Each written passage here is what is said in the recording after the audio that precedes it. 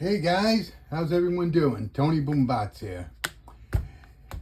And I bet you thought, what the hell happened to him? Well, life gets, into things sometimes, family and all that. Anyway, all's good, and wondering and actually hoping everybody had an awesome Thanksgiving. And happy Thanksgiving to you guys, belated, but it's there.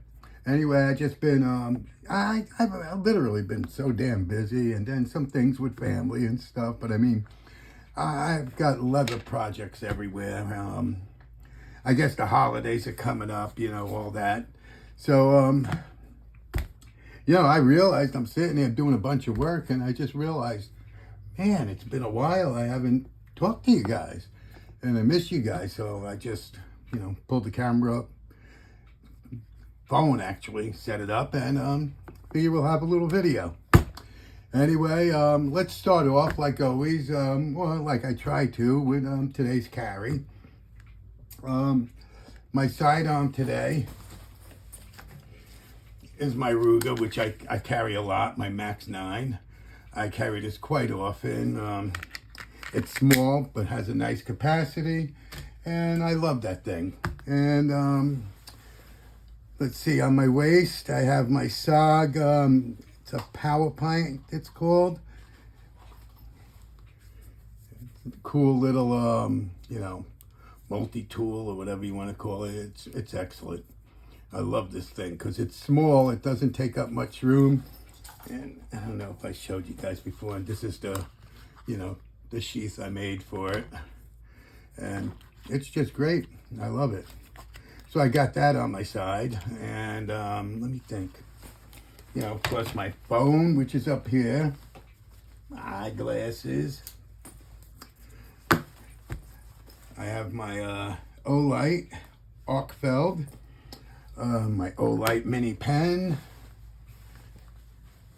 Oh, and I have a let's see, my wallet, my keychain. I'm not going to take all those out. And today's knife carry is my Kaiser Cormorant. And I've had this for, a few weeks now. And I don't do many reviews at all, but I'm probably going to do one on this because I tell you, I've been wanting one for a long time. And they're always, how could I say it? These days, I think they want more for knives than they are worth. I mean, sure, some handmade ones and high material and things like that, but for the most part, that's just my personal feeling. I feel like a lot of things in life, like musical instruments, I play guitar and stuff, if there's a demand for something and they know people are going to pay, they do it. Anyway, this is an S35VN steel on this knife, the G10 scales, and this particular model was always in the neighborhood of $100. Well, I got this a couple of weeks back for $52 or $54 on Amazon. So I saw it and I jumped on it. And it's, boy, I love it. It hasn't let me down in any way. It's got so many deployments on it. I'll have to do a review on this one because I really like it. But also in that amount of time, let me move this stuff over. I picked up, lately I haven't been really big on case knives. Don't get me wrong, I know they're American made, but their quality had really gone to shit in the last few years. And I've been trying to get a large, or a regular, I should say, sodbuster. I have a couple of different sodbuster juniors. This kind here, this is a nice one. And I use this quite often, and this is, you can see it's got patina on it. This is carbon steel, this one. And that one's centered nicely. And if you guys have followed my videos in the past, you know I've been looking for a regular sodbuster, and I tell you, for a good solid year. And usually they're either yellow or the black plastic, what this is, whatever you call it, Delrine, or I'm really not sure what you call this plastic, but it's a plastic. But the blade is always so out of whack that it's hitting the side the metal scale inside the side frame, if you will. And some of them, like recently, you open them up, and when you close it, it makes a click before it goes in, because it's actually hitting the side frame and getting in there, and that just pisses me off. But I've been searching. I looked at a few, online.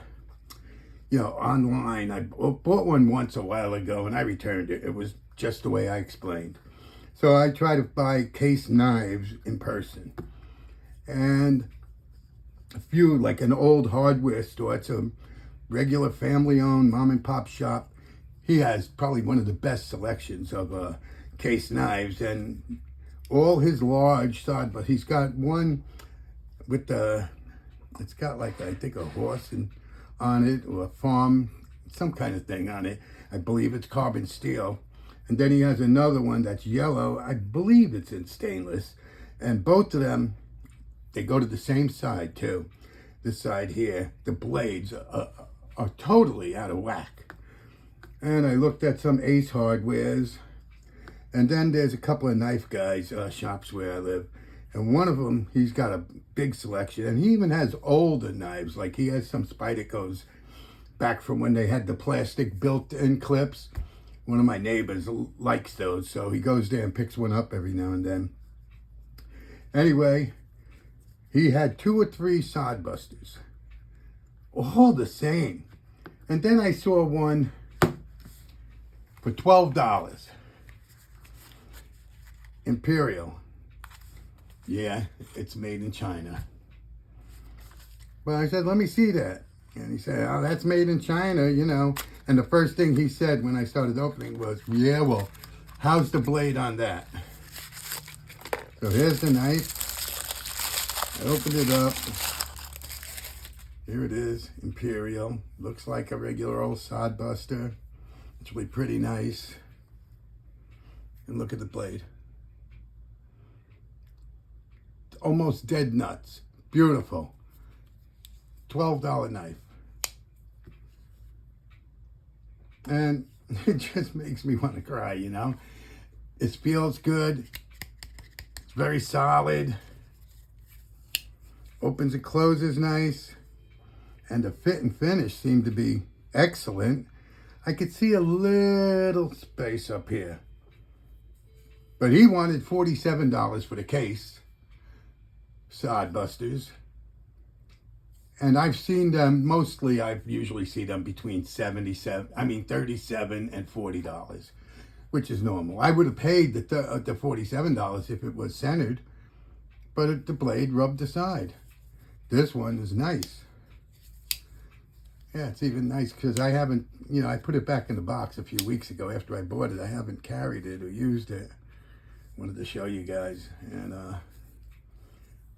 Imperial. Now, I have a lot of old Imperials that were, made in, not sodbusters, but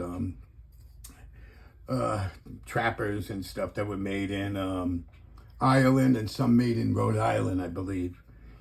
But this one's China. $12, and, I hate to say it, but it's better than any case I've seen in the last year and a half, 2 years. So I wanted to show you guys that one. I mean, everything. You can't even feel, you can't feel with these, whatever you call rivets or brads or, whatever in there.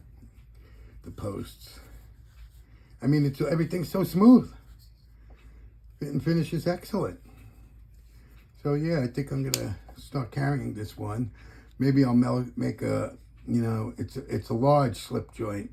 So maybe I'll make a belt slip, something that goes like on this way, horizontal, on your belt, and put it in, carry it like that. But, it's so sad about that, because I love buying American-made knives, and I don't have a ton of them. I don't have a ton of money to buy them, but, I just hate to spend my money on Chinese knives because of China. Like, I like Taiwan. I like Taiwan knives. And, it doesn't have to be USA. There's other countries that make a decent knife. Germany, Taiwan, like I just said, I love their knives. They make excellent knives. Japan, but I tell you, I prefer not to buy from China. But this is an awesome knife. $12, guys. $12. Anyway, yeah, I wanted to share it with you guys. I hope everybody's doing really good, as I said. It's been a while.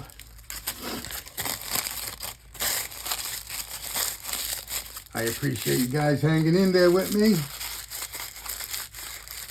I hope everybody's getting ready for the holidays.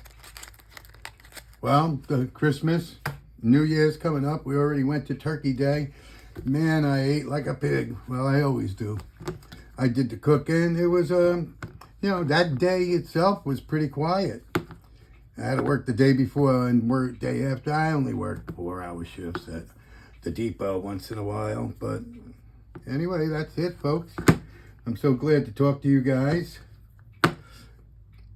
And I hope everybody has a Merry Christmas and stay safe. Buy things on Cyber Monday today. And I love you all, and peace. Thank you.